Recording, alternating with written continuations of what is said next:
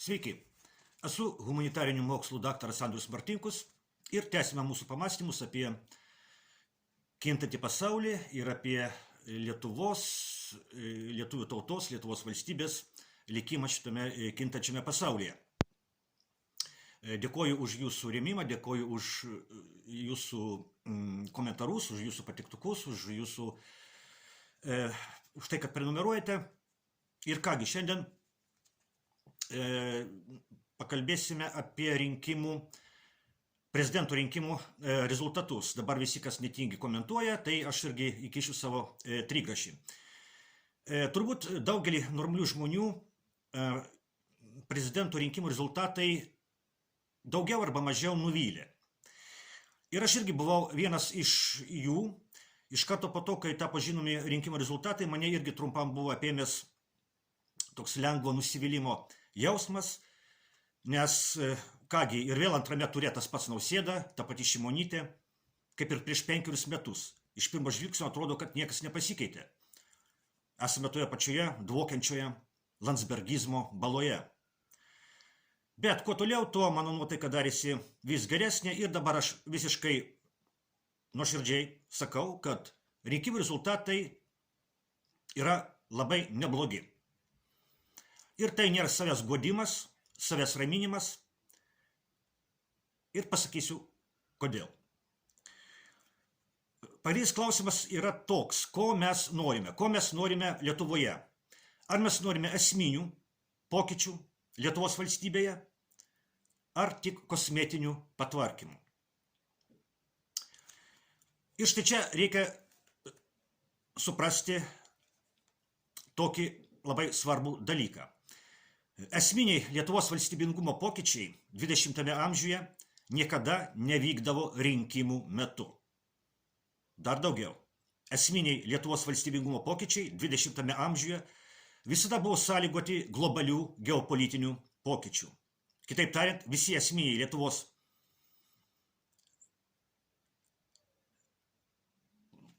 valstybingumo pokyčiai vyko globalių pasaulio pertvarkų metu. Na, galbūt vienintelis reikšmingas Lietuvos valstybingumo pokytis, kuris įvyko iš vidaus, tai buvo 1926 metų gruodžio 17 dienos valstybinis perversmas, kai buvo nušalintas demokratiškai išrinktas prezidentas Kazys Grinius ir prasidėjo Lietuvos valstybės transformacija nuo demokratijos į Antano Smetonos vadovaujamą autokratiją. Bet čia yra tokia išimtis. Visos kitos esminės Lietuvos valstybingumo transformacijos 20 amžiuje vyko globalių geopolitinių pokyčių metu. Taigi 1918 metai, vykstant Pirmajam pasauliniam karui, atkuriama Lietuvos valstybė. Mes tai minime kasmet vasario 16 dieną.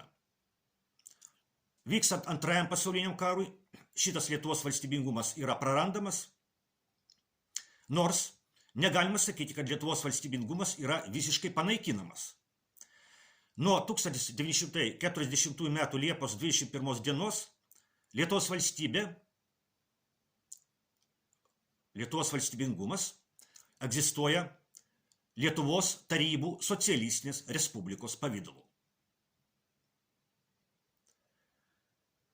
Ką besakytų landsbergistinė propaganda, Lietuvos tarybų socialistinė respublika tai irgi buvo Lietuvos valstybingumo forma.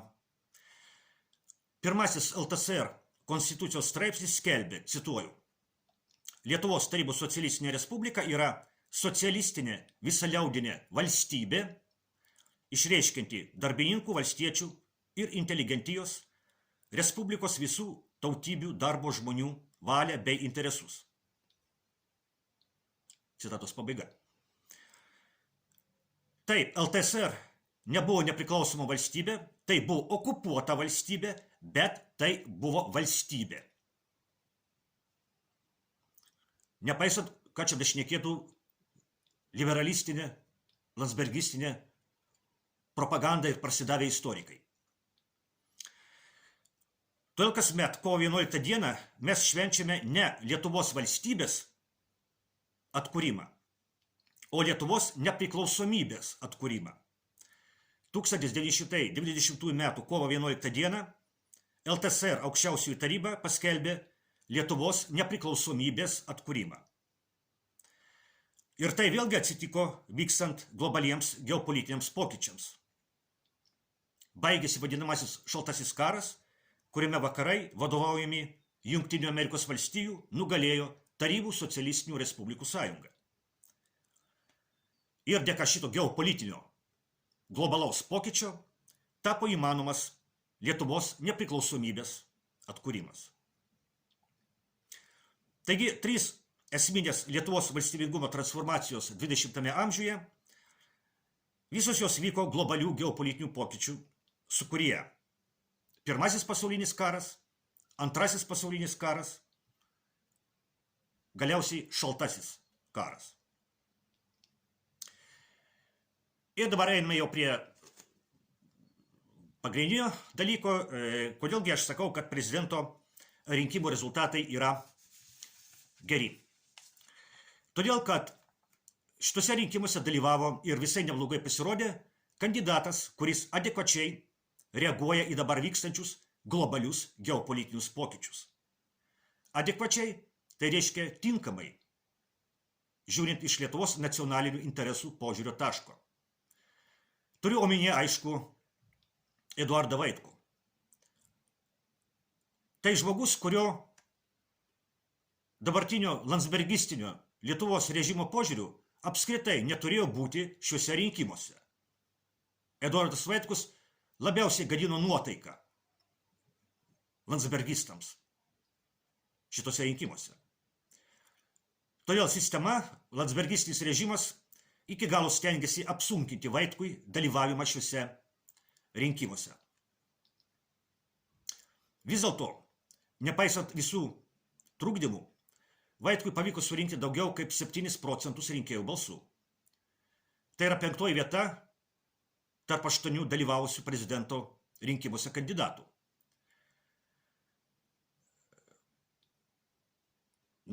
O Vilniuje ir Klaipėdoje Vaitkus užėmė net 4 vietą. Šalčininkuose ir Visagine, kaip žinome, Vaitkus apskritai užėmė 1 vietą, bet Šalčininkų ir Visagino balsai sudaro mažiau negu 10 procentų balsų, nuo tų balsų, kurios gavo Vaitkus visoje Lietuvoje.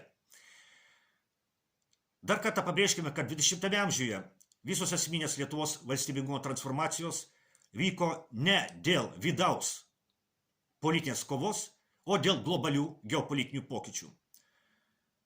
Ir būtent tokių pokyčių, tokių globalių pokyčių metu mes dabar gyvename. Europoje, Ukrainoje vykstantis karas yra tų pokyčių dalis. Lietuvos režimo propaganda stengiasi įtikinti žmonės, kad Lietuvos valstybingumas neįmanomas be Jungtinių Amerikos valstijų globalios hegemonijos arba pasaulinio viešpatavimo.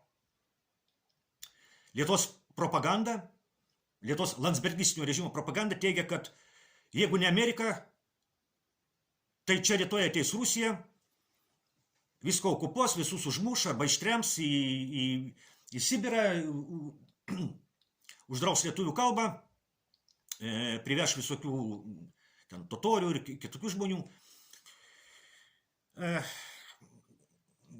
Nuolat girdime tokius kliedesius. Todėl, anot Lietuvos režimo propagandos, reikia daryti viską, kad Jungtinių Amerikos valstijų pasaulinė hegemonija, pasaulinis viešpatavimas išliktų. Todėl būtina nugalėti Rusiją Ukrainos mūšio lauke, kur Amerika ir visi jos vasalai vakarų kariauja su Rusija, kuri metė iššūkį pasauliniai Jungtinių Amerikos valstijų hegemonijai. Deja, nemaža dalis Lietuvos žmonių yra paveikti šios landsbergistinio režimo propagandos. Todėl ir rinkimų rezultatai yra tokie, kokie yra, todėl Eduardo Vaitkaus mintis, daugam, netgi geriems žmonėms, bet daugam pasirodė, švelniai tariant, neįprastos.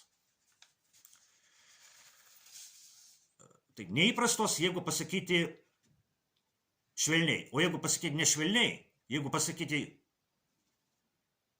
taip, kaip yra, tai už tokias mintis, kurias dėsto Eduardas Vaitkus, už tokias mintis politikoje netgi žudoma. Ir Vaitkus jau buvo sulaukęs grasinimo nužudyti. Bet policija dėja į tai nereagavo, o derėtų.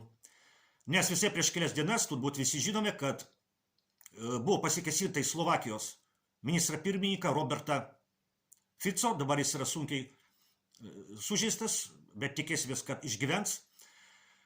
O Roberto Fico pažiūros ir dėl karo Ukrainoje, ir dėl ES, ir dėl NATO buvo panašios, yra panašios į Eduardo Vaitkaus pažiūros.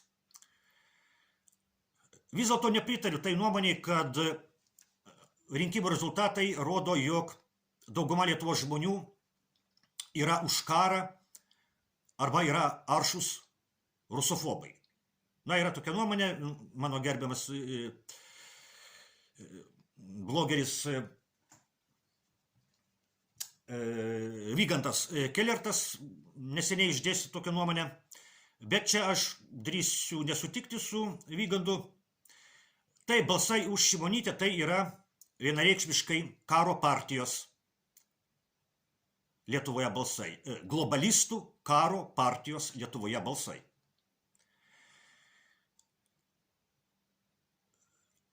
Bet su balsais už Nausėdą, manau, yra šiek tiek sudėtingiau. Manau, kad dauguma tų žmonių, kurie balsavo už Nausėdą, jie balsavo už jį kaip tik todėl, kad bijo karo. Jie nenori, kad karas ateitų į Lietuvą. Dauguma balsavusi už Nausėdą, aš taip manau, aš galiu klysti, bet man atrodo, kad dauguma žmonių, kurie balsavo už Nausėdą, masto gana primityviai ir naiviai. Jie masto taip. Vat yra Nausėda ir karo nėra Lietuvoje. Vadinasi, reikia ir toliau rinkti Nausėdą, kad karo ir toliau Lietuvoje nebūtų. Žodžiu, kad būtų toks stabilumas. O tai, kad Nausėdos politika iš tikrųjų objektyviai veda į karą, tai šito dauguma Lietuvos žmonių, nenori pastebėti, jie bijo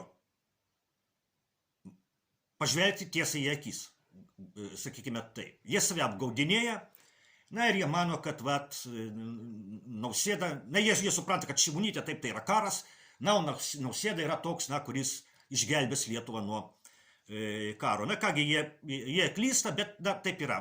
Aš manau, kad dauguma Lietuvos žmonių tikrai nenori karo ir nėra jau tokie aršus rusofobai. O už Vaitkų balsavo, aišku, jau sąmoningi žmonės, kurie sąmoningai nenori karo, kurie sąmoningai priešinasi šitai globalistiniai politikai. Ir jau visiškai einu į pabaigą ir akcentuoju patį svarbiausią dalyką. Turime labai gerai suprasti, kad Jungtinių Amerikos valstijų pasaulinė hegemonija eina į pabaigą ir landsbergistinė propaganda, Lietuvos landsbergistinio režimo propaganda dieną ir naktį, nuo ryto iki vakaro, kala Lietuvos žmonėms į galvą mintį, kad Lietuvos valstybingumas neįmanomas be Amerikos. Be Amerikos, jeigu išeis Amerika, viskas, Lietuvos, neliks, ateis rusai, prijungs prie Kaliningrado srities ir, žodžiu, viskas bus baigtas su Lietuva. Bet tai yra netiesa. Ir būtent Eduardas Vaitkus atstovauja idėjai, kad Lietuva išliks ir pasibaigus Jungtinių Amerikos valstijų pasauliniai hegemonijai. O šitą Jungtinių Amerikos valstijų pasaulinė hegemonija, dar kad pakartokime, jinai tikrai eina į pabaigą, norime mes to ar ne. Ir mums reikės labai jau greitai gyventi, kai Amerikos čia bus daug mažiau, o galbūt nebus ir iš viso Europoje. O Lietuva bus. Ir reikės gyventi šalia Baltarusijos, šalia Rusijos, šalia Lenkijos.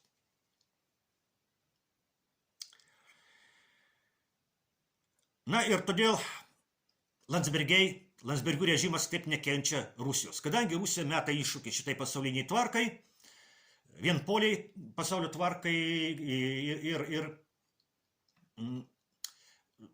Landsbergiai natūraliai jaučia, kad jeigu nugalės kita pasaulio tvarka, Lietuva išliks, bet tai jau bus Lietuva kitokia. Vėl bus kažkokia Lietuvos valstybingumo transformacija, kurių buvo, kaip matėme, 3 20 amžiuje, na, bus dabar 4 21 amžiuje. Ir tai irgi bus Lietuva. Tai irgi bus Lietuvos valstybė, bet tai bus kitokia Lietuvos valstybė, tai bus valstybė, kurie tokie personažai kaip Nausėda ir Šimonytė, nu, ten žalimai dar visokie ir taip toliau. Tai bus tokia Lietuvos valstybė, kurie tokie personažai nebebus valdžioje. Ir šito jie paniškai bijo. O Eduardas Vaitkus atstovauja tai pozicijai, kad Lietuva bus ir po to, kai iš čia pasitrauks Amerika, bet tai bus kitokia Lietuva be Landsbergių. Na ir todėl landsbergistinis režimas taip bijo, Vaitkus taip jo nekeičia. Na kągi, šiandien tiek, iki kitų kartų.